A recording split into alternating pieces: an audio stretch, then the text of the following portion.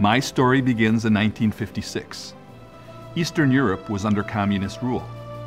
After 12 years of oppressed freedom, religious persecution, and political unrest, the proud Hungarians decided to fight back. My father, Julius Fomotor, was part of that resistance.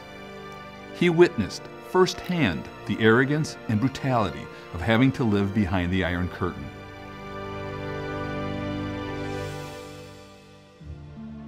As a child, my father lived a gloomy life. His mother died when he was only 2 years old, and his father was an alcoholic who wasted his time and money at the local horse track. My dad told me his happiest memories as a teen was going to the local cinema. Inspired by what he saw on the silver screen, my father longed for a better life. So he took action. As the Russian tanks rolled into town to crush the revolution, my mom and dad, along with a few friends, planned their escape. Crossing the Austrian border with only the clothes on their backs, my parents had their sights on the land of the free and the home of the brave. Once in the United States, my dad immersed himself in American culture.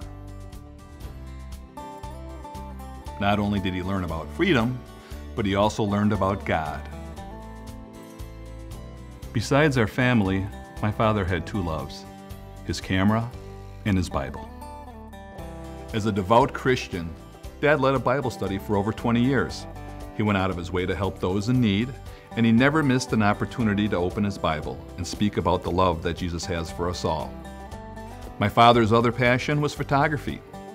In the early 80s, he started to teach me everything he knew about lighting and capturing beautiful images.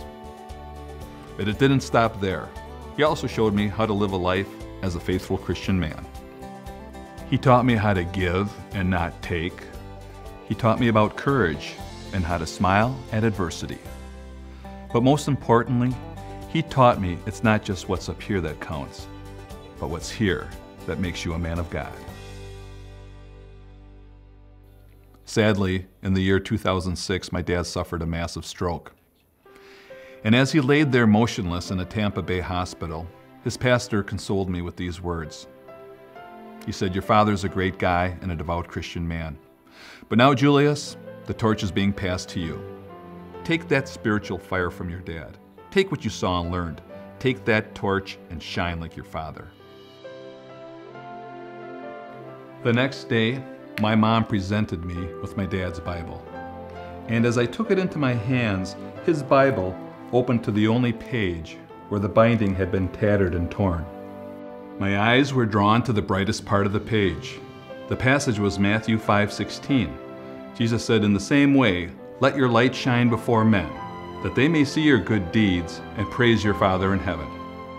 And I thought, this is my dad. This is how he lived his life. And this is what Pastor Bill meant about the torch being passed to me and shining like my father. So as a torchbearer and a No Regrets volunteer, I'm here to encourage you to let your light shine as well. In John chapter 12, verse 46, Jesus said, "I have come into this world as a light, so that no one who believes in me should stay in darkness." You know, guys, as you spend the day here today, I hope you notice the light that burns bright in each and every one of us who volunteer to make No Regrets a great event. Men, I encourage you to take the torch from us.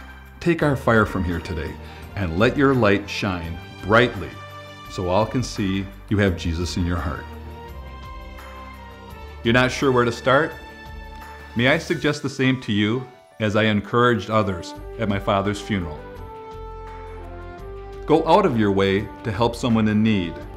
Lead by example and do a good deed. Be kind to others. Let them smile at your sight. Go out, perform a Julius, and let your light shine bright. Thanks for watching, guys, and God bless. You know, you're probably wondering, knowing that I'm a cameraman, how did I shoot this? Well, I'd like you to meet my nephew, George. Come here, George, get in the shot. Pass the torch, guys. Pass that torch. So how did I do? You did pretty good, even though it took all day. But I was just wondering, am I getting paid for this, or am I performing a Julius? I bought you lunch, didn't I? Okay. Good enough. Good enough.